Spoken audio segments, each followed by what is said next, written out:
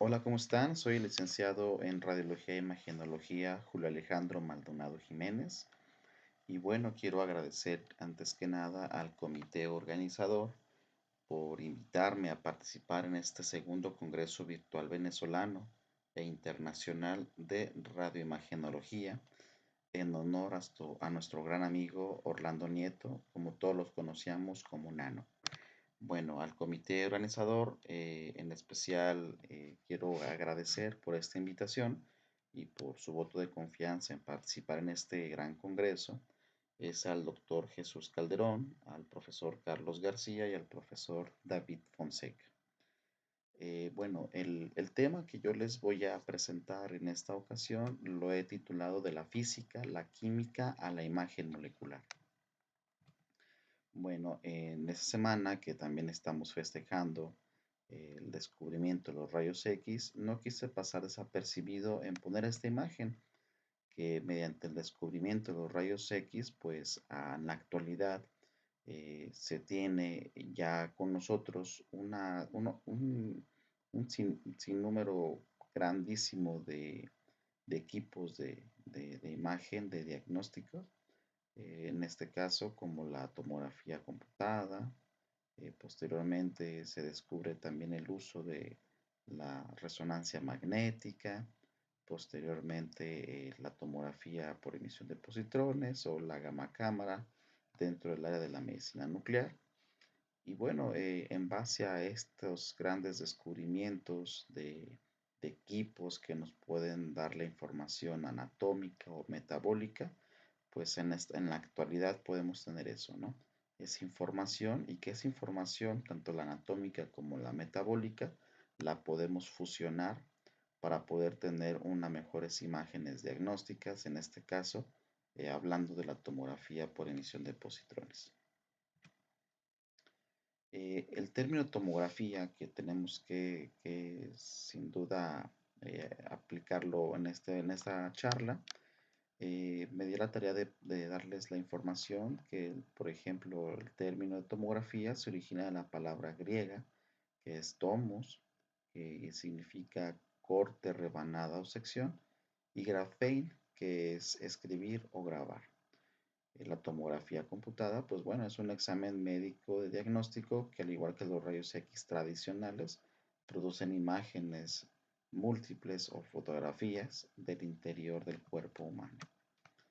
La tomografía por emisión de positrones, pues bueno, también hay otros autores que refieren que la palabra correcta es topografía por emisión de positrones y que el significado de topografía pues es eso, la localización de la emisión del positrón. Y bueno, en el año de 1975, durante los 15 primeros años, se aplicó principalmente en la investigación.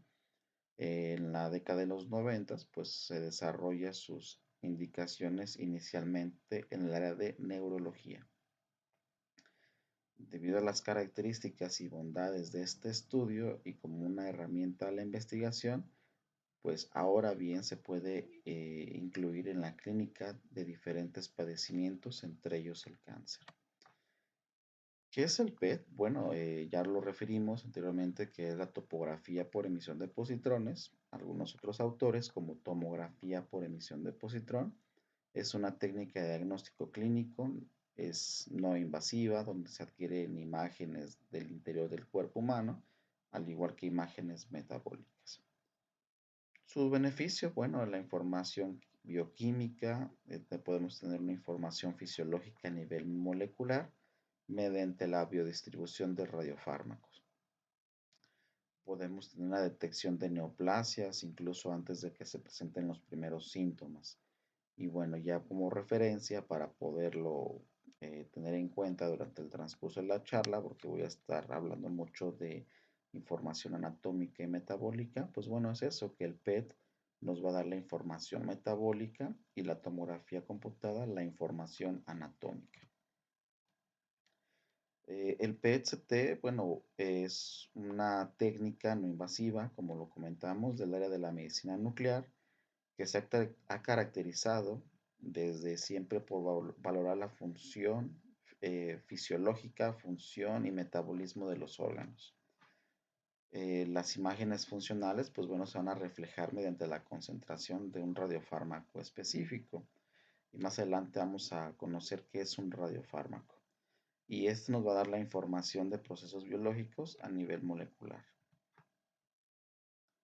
A final de los años de 1973, pues se percibe que el flúor 18, debido a su vida media de 110 minutos y su radiación gamma de 511 volts, permite obtener imágenes en seres humanos. Desde aquí vamos a empezar a ver qué es el positrón y qué es el fármaco. En este caso, en el año 73 se percibe o se crea el flúor 18, que es el isótopo radiactivo, que su vida media 110 minutos a una radiación gamma de 511 volts. En el año 75 se sintetiza la desoxiglucosa. Ese es el fármaco, marcada con el isótopo radiactivo, el flúor 18, y bueno, obtenemos lo que se refiere que es el radiofármaco flúor 18 con FDG. El primer estudio de PET-CT, pues bueno, ya sabemos que se usó principalmente en el área de neurología, basado en las observaciones del doctor Otto. Establece que las células malignas utilizan glucosa para realizar su proliferación anormal. Entonces, mediante esta información se sabe que el FDG marcada con el flúor 18 pues nos va a dar esa información e investigar sobre todo la actividad metabólica de esos tumores cerebrales, demostrando que el grado de captación del FDG se correlaciona con el grado de malignidad y permite hacer diferencias entre recidivas tumorales y necrosis. En los años 80, el PET, en la utilización del FDG, es utilizado en exámenes cerebrales para la investigación de tejidos malignos y posteriormente en los años 90 su aplicación es en la modalidad diagnóstica y esto pasó a ser reconocida y empleada para poder también hacer o realizar estudios en todo el cuerpo humano. Un poquito de la historia del PET-CT en México, pues bueno, en el año del 2002 se realiza el primer estudio en México y bueno, dentro del área de la investigación. Posteriormente, en el 2007, el primer estudio se realiza con un equipo de PET-CT de 64 cortes y cabe resaltar que el equipo de PET-CT de la Universidad Nacional Autónoma de México en el edificio de investigación de la Facultad de Medicina pues se instala en el primer PET-CT en Latinoamérica y el primer microPET para la investigación. El microPET llegó en la unidad en el 2007 y se utiliza para estudios preclínicos de los radiofármacos que se producen en la unidad de PET-CT y en el ciclotrón. La mayoría de las aplicaciones que se hace actual en el microPET son estos, los radiofármacos para neurología, y que es un estudio inédito en México en esos años. ¿Qué necesitamos para hacer un estudio de PET-CT? Bueno, pues se debe de aplicar un radiofármaco a un paciente. Este radiofármaco es la unión de un fármaco y un átomo radiactivo emisor de positrones. Más adelante vamos a ver qué es esto. Bueno, y el fármaco generalmente es un elemento o sustancia fisiológica que son incorporados por vía metabólica y estos corresponden, por ejemplo, se tiene en la actualidad fármacos como el carbono, oxígeno y el aminoácidos o glucosa.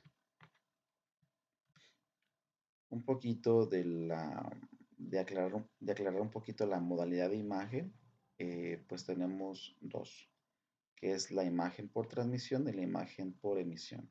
La imagen por transmisión, pues bueno, su fuente de radiación es externa. En este caso estaríamos hablando del tubo de rayos X, que los rayos X pues viajan de forma recta, atraviesan un cuerpo humano. Estos rayos X pues tienen una atenuación y que los rayos X, que una vez que atravesaron ese cuerpo humano, que tuvieron una atenuación, pues bueno, van a poder ser plasmados y van a poderse adquirir imágenes anatómicas en una placa radiográfica, o en la actualidad pues ya un transmisor como puede ser un revelador de un CR para tener imágenes ya totalmente digitales. Y la imagen por emisión, pues es cuando se administra un radiofármaco por vía intravenosa. Este radiofármaco se adhiere a las células cancerígenas, y una vez que el radiofármaco está emitiendo esa radiación gamma desde el interior del cuerpo, pues se requiere un equipo que detecte esa información. En este caso, medicina nuclear, tenemos la gamma cámara o el PET-CT. La tomografía convencional, que en este caso estamos hablando en este tema por ser la tomografía por emisión de positrón, pues la tomografía convencional vamos a tener imágenes por transmisión, el PET-CT, imágenes por emisión. La tomografía vamos a estudiar o vamos a tener diferencias de densidades, y el PET-CT, pues, bueno, el PET, diferencias metabólicas. Un diagrama de bloques de la tecnología que debemos de tener en cuenta, de cómo funciona el PET-CT, pues bueno, desde un principio sabemos que se tiene que fabricar el isótopo radiactivo. ¿Y dónde sucede esto? Pues bueno, es en el ciclotrón. Posteriormente ese isótopo radiactivo se une con un fármaco específico. ¿Dónde sucede? Pues en la radiofarmacia. Una vez que se tienen estos elementos ya unidos, pues se administra el radiofármaco a nuestro paciente. Dependiendo el tipo de isótopo radiactivo, se va a tener un decaimiento y una aniquilación del positrón con un electrón, y que esa aniquilación se van a formar estos fotones o radiación gamma, y que van a ser detectados por una cámara de centelleo, y que esta información de la cámara de centelleo mediante sus tubos fotomultiplicadores pues se va a tener una información algorítmica, y que mediante el software del equipo, pues bueno, esto se va a transformar en imágenes anatómicas, imágenes metabólicas. En la unidad de PET-CT de la Universidad Nacional Autónoma de México, pues se tiene esto, una unidad de PET-CT ciclotrón como una unidad integral, donde se tiene un acelerador de partículas, que es el ciclotrón, donde se fabrica el isótopo radiactivo, como lo mencioné en la gráfica anterior. Se tiene una radiofarmacia, se tiene también un laboratorio de investigación de microPET, donde yo tuve la oportunidad de estar realizando mi diplomado de alta especialidad en PET-CT. Pues bueno, yo alcancé a utilizar el equipo que se encuentra en el lado inferior de su lado izquierdo, en ese equipo Siemens 64 cortes. Pues ahí en ese pude realizar mi diplomado. Pero bueno, en la actualidad que se tiene un equipo sumamente más sofisticado, igual de la marca Siemens, de 64 cortes, pero la diferencia en este equipo, que bueno, su gran diferencia es en la reducción considerable de radiación a nuestro paciente por parte de la tomografía computada, al igual que también que se puede administrar dosis este, mínimas al paciente del radiofármaco, y de acuerdo a las especificaciones de la cámara PET de sus cristales de centelleo, pues bueno, son más sensibles a la captación de la radiación gamma, entonces pueden administrarse dosis más pequeñas al paciente.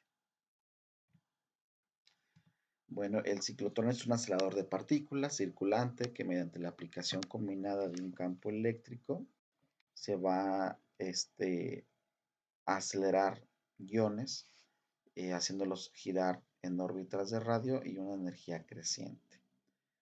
Se basa en el periodo de rotación de una partícula cargada en el interior del campo magnético uniforme. Es independiente del radio y de su velocidad. Más adelante vamos a ver un pequeño videito de cómo se hace girar esa partícula y alcanzar estas energías para poder bombardear un elemento químico, un elemento químico, y este se puede convertir en un isótopo radiactivo. Bueno, el ciclotrón, dentro del ciclotrón se tienen dos placas en formas de D. La partícula cargada se acelera entre ellas mediante el intenso cambio magnético para poder hacer girar esta partícula. Esta partícula realiza un recorrido de forma espiral, gira y vuelve. Se mueve más y más rápido, de modo que la curva que realiza es cada vez más. ¿Qué quiere decir esto?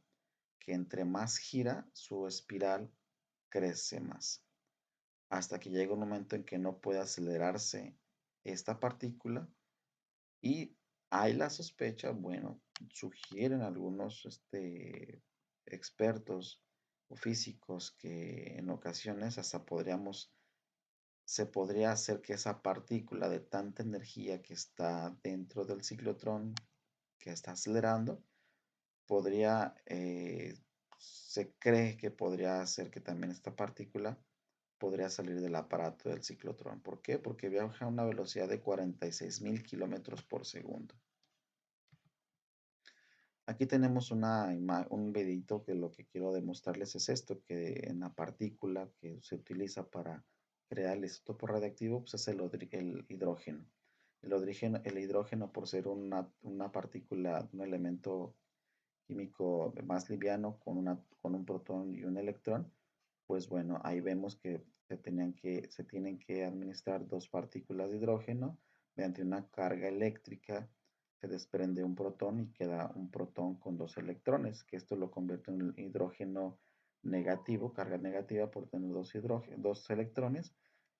Mediante la combinación de energías positivas y negativas, se va a hacer girar este hidrógeno. ¿Cómo se gira este hidrógeno? Pues bueno, el hidrógeno, como les comento, tiene una carga negativa por la diferencia de polaridades. Recuerden que polaridad positivo con un negativo, pues se atraen. Cuando son partículas cargadas de la misma energía, pues se repelen. Entonces, para poder crear este isótopo radiactivo es eso. Tenemos una partícula de hidrógeno, como les dije, porque su elemento es el más liviano de la tabla periódica. Se cargan dos partículas de hidrógeno mediante una descarga eléctrica. Se separa un protón. Este protón tiene dos cargas eléctricas, como lo convierte en un hidrógeno negativo. Este hidrógeno negativo va a girar porque lo está llamando el cambio de polaridad positivo. Y cuando esta partícula pasa al lado positivo, la otra placa D se convierte en positivo y esto lo va a hacer que esté girando constantemente mediante el cambio de polaridades. Esta partícula va a girar de forma radial y va a ganar energía. Una vez que se tiene una energía específica, este hidrógeno negativo, pues lo que sigue es separar su carga negativa. Y este hidrógeno negativo pasa a ser un protón de carga positiva. Este protón va a salir disparado hacia el elemento que es el oxígeno 18, donde este elemento gana un protón y desprendemos un neutrón y se convierte en esto, un isótopo radiactivo, el flúor 18, que es un elemento inestable. Y a lo que refiere con este video, que se crea el isótopo radiactivo, que es un elemento inestable, es decir, que va a sufrir desintegraciones espontáneas, emitiendo una radiactividad. Y la radiactividad es el resultado de una transformación espontánea desde un estado energético excitado a un estado final de menos energía.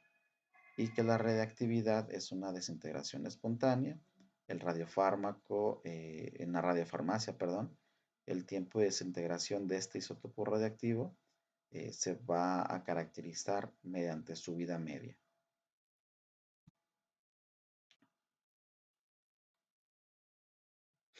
Ok, ¿qué sigue? Pues bueno, sigue la unión de este átomo emisor de positrones, que es el isótopo radiactivo, a un fármaco.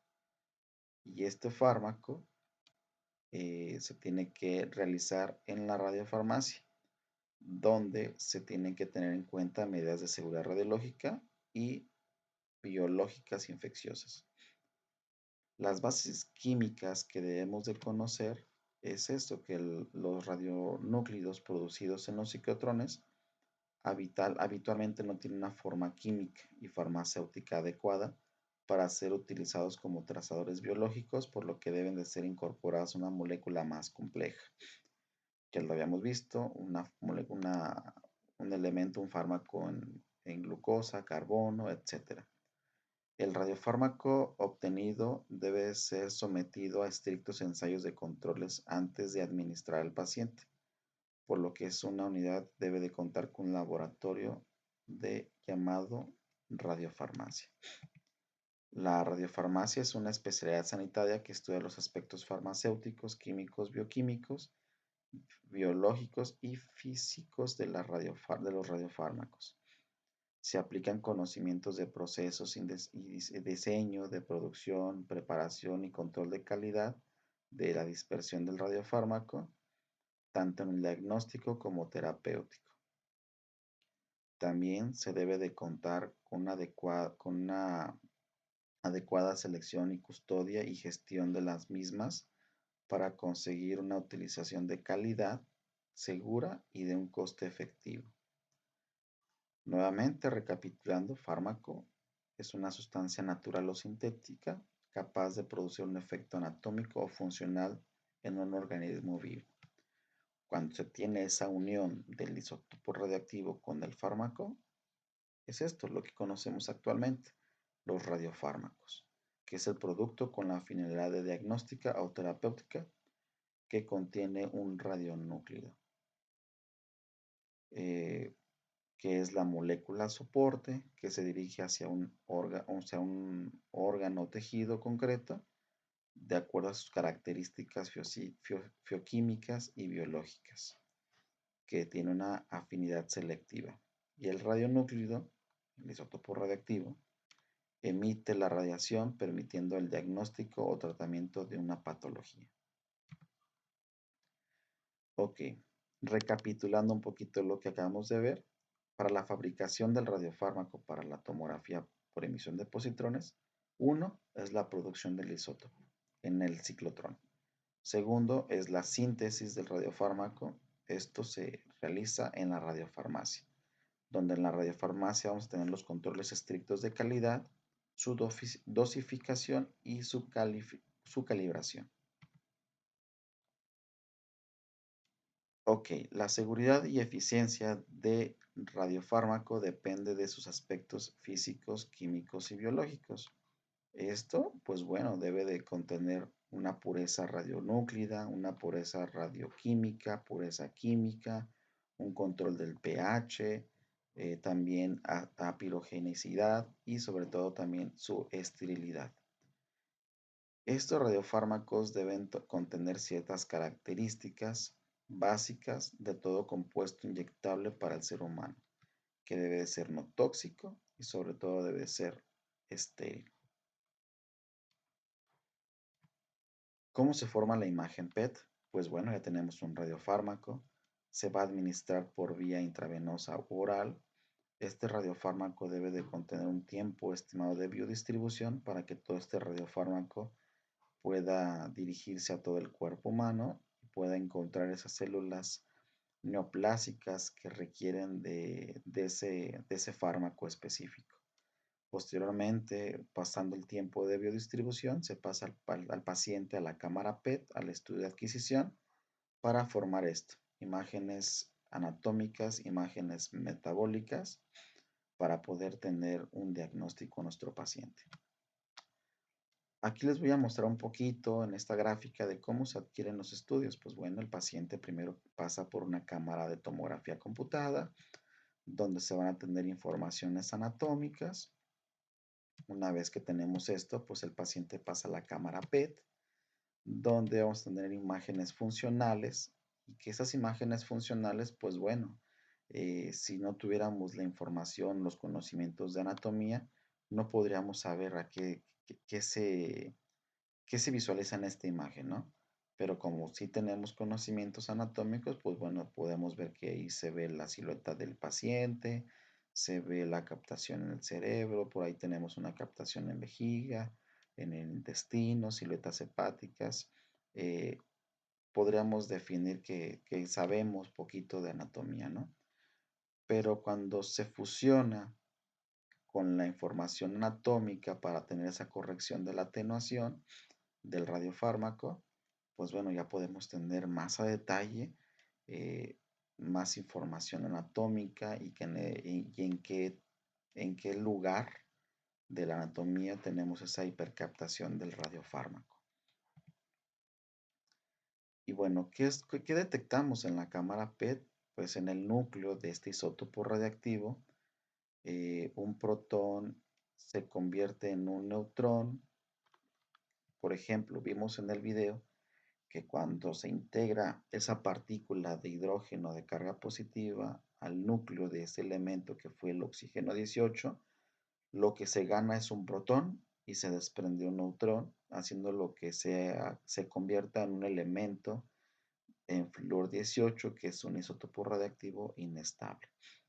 Y esa inestabilidad o esa pérdida de energía, pues bueno, va a estar liberando un positrón y un neutrino. Y lo que debemos de conocer que ese positrón interacciona con un electrón de la materia circundante. ¿Qué quiere decir esto? Dentro del cuerpo humano. Al tener este contacto el positrón con el electrón, pues sucede eso, su desaparición o aniquilación. Y ahí conocemos que es la aniquilación del positrón. Al tener esta aniquilación, se convierte en radiación gamma.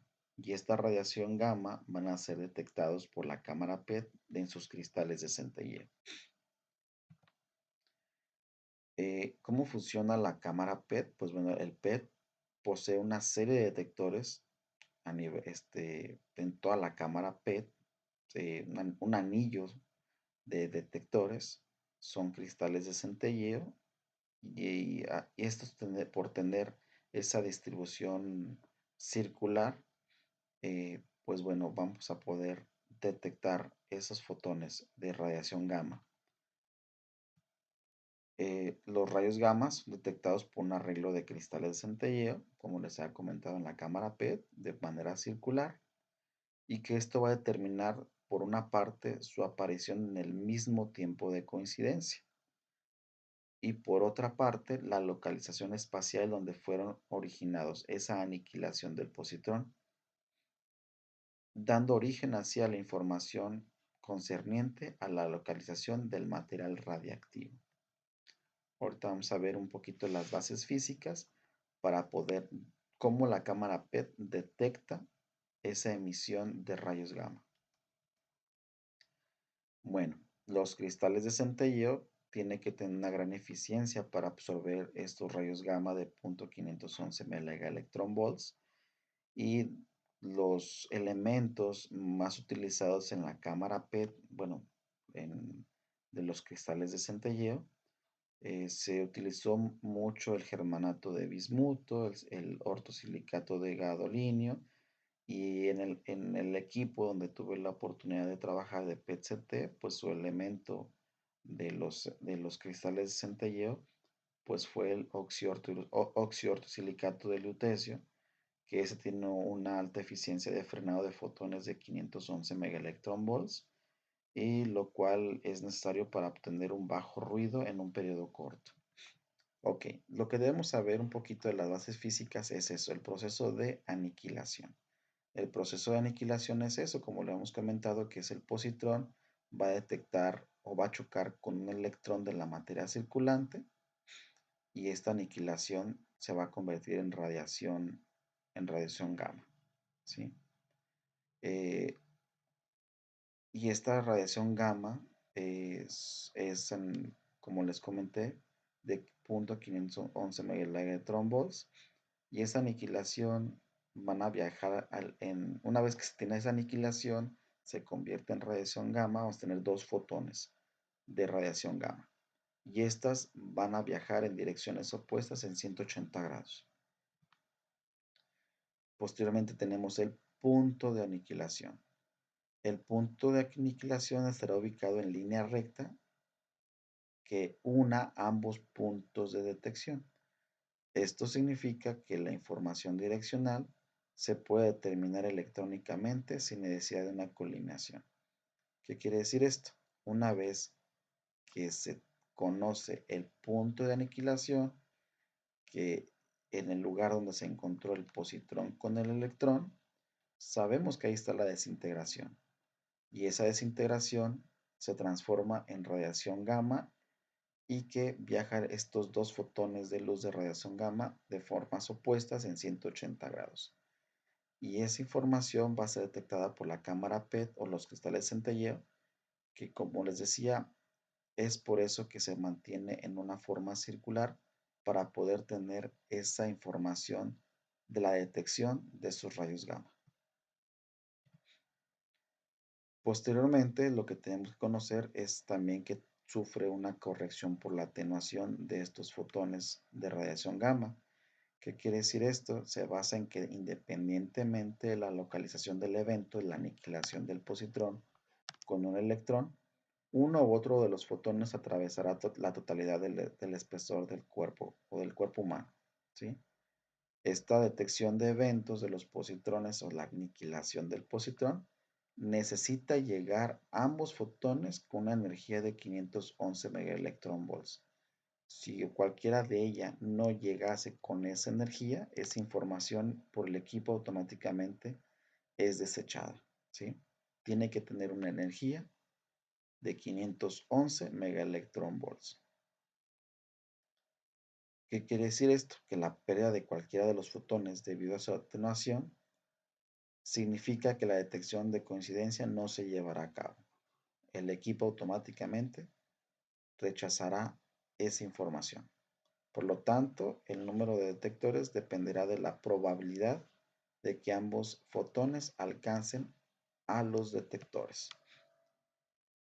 Y también una de las cosas más importantes que debemos de saber es eso, que después de la aniquilación y que la unión de la información de coincidencia de esos fotones de radiación gamma también está basado en un periodo de tiempo corto, muy corto, milisegundos, para que esa información sea coincidente al punto de aniquilación. Si cualquiera de los fotones, por la cuestión de la atenuación debido al cuerpo humano, no llegase en ese tiempo específico, también podríamos decir, la cámara PET lo traduciría que no hay una coincidencia en el punto de aniquilación con el tiempo de respuesta hacia la detección de estos fotones de radiación gamma a los cristales de centelleo, ¿sí? Entonces también eso es lo que debemos saber. Claro, dentro del radiofármaco que ya se localizó en las células neoplásicas, va a tener muchísimos puntos de aniquilación. Está mediante que el elemento radiactivo siga expulsando positrones por la radiactividad de este elemento, va a seguir coincidiendo con electrones de la materia adyacente y vamos a tener diferentes puntos de aniquilación. Pero esos puntos de aniquilación, como les digo, deben coincidir en energías de 511 megaelectronvolts y tiempos de coincidencia en fracciones de segundos para poder ser transferidos o para poder ser traducidos que en la cámara PET que ahí hay un punto de coincidencia de la aniquilación del positrón. El PET detecta mínimos cambios metabólicos causados por alteraciones en los tejidos mediante imágenes generadas por la desintegración de un radioisótopo. Simultáneamente con la tomografía computada, aporta imágenes detalladas de la ubicación exacta, el tamaño y forma del tejido enfermo. Pues bueno, la información fisiológica o funcional con el detalle anatómico, pues bueno, podemos tener un registro anatómico más exacto, mayor exactitud diagnóstica que la tomografía o el PET por sí solos. Por ejemplo, aquí tenemos también información anatómica de la tomografía computada, donde sabemos que hay una masa en el parénquima pulmonar, pero no sabemos si efectivamente qué sea, ¿no? Mediante la administración de radiofármaco y si vemos una hipercaptación en esa masa que vimos anteriormente en la tomografía computada, pero no sabemos qué es esa masa desconocida, pues bueno, sabemos que hay una proliferación celular por la captación de este radiofármaco y bueno, en la unión de estas imágenes podemos ver su localización, forma, tamaño, espesor, etcétera. Ok, una vez de los avances de los tecnológicos de la medicina nuclear por PET-CT y mediante la creación de diversos isótopos radiactivos y fármacos específicos, pues bueno, ya sus indicaciones podemos aplicarlas en oncología, como en la búsqueda de tumores primarios, etapificación, retapificación, valoración de respuesta a tratamiento y sobre todo seguimiento. También se puede aplicar en el área de infectología para poder detectar fiebres de origen desconocidos. También se emplea en el área de neurología para poder estudiar la perfusión cerebral. Podemos ser aplicados para poder estudiar las demencias, epilepsias, Parkinson. Y bueno, también podemos utilizar en el área de cardiología, donde vamos a poder estudiar la perfusión miocárdica, el flujo coronario y su viabilidad miocárdica. Todo esto, los médicos radiólogos y los médicos nucleares, pues bueno, van a dar su diagnóstico a lo que se vio en el proceso de la información anatómica, sobre todo en la observación de los procesos metabólicos. Pues bueno, esta información, este diagnóstico se le pasará al médico tratante para que pueda valorar el tratamiento al paciente. Y bueno, ya para concluir esta pequeña charla, siempre me gusta agradecer a todas las personas que me apoyaron en este trabajo de investigación y siempre lo agradezco a mis compañeros de la unidad de PET-CT, que son mis compañeras la enfermera, el profesor Andrés Sanabria, que fue uno de los principales profesores dentro de la unidad de PET-CT, que me aportó todos sus conocimientos. También me gusta mucho agradecer a mi familia por el apoyo constante de seguir preparándome y sobre todo por este impulso de seguir participando en congresos nacionales e internacionales. Y bueno, eh, también agradecer al profesor Orlando Nieto, que se nos adelantó, que está ahí arriba en el cielo, eh, que gracias a él eh, fue una de las primeras personas que creó en mí también y que me motivó participar en congresos internacionales. El primer congreso internacional en el que participé fue precisamente con él, en un congreso en la isla Margarita en Venezuela, y que desde ahí a la actualidad he seguido sus pasos, ¿no? El prepararme académicamente y también preparar diferentes ponencias y que gracias a que me han conocido diferentes profesores en diferentes congresos, pues me ha favorecido sin duda el haber conocido a Orlando Nieto y que él sabe que él es mi padrino en esto de ser profesor. Muchísimas gracias, Nano, y sabes que se te extraña muchísimo. Y bueno, quiero agradecer a todos por su atención y les dejo aquí mis datos por si alguien quiere hacer un contacto conmigo, que tenga alguna duda o que quiera conocer sobre todo más de tomografía por emisión de positrones. Aquí les dejo aquí les dejo mi contacto. Muchísimas gracias a todos y esperemos que esta charla les haya gustado.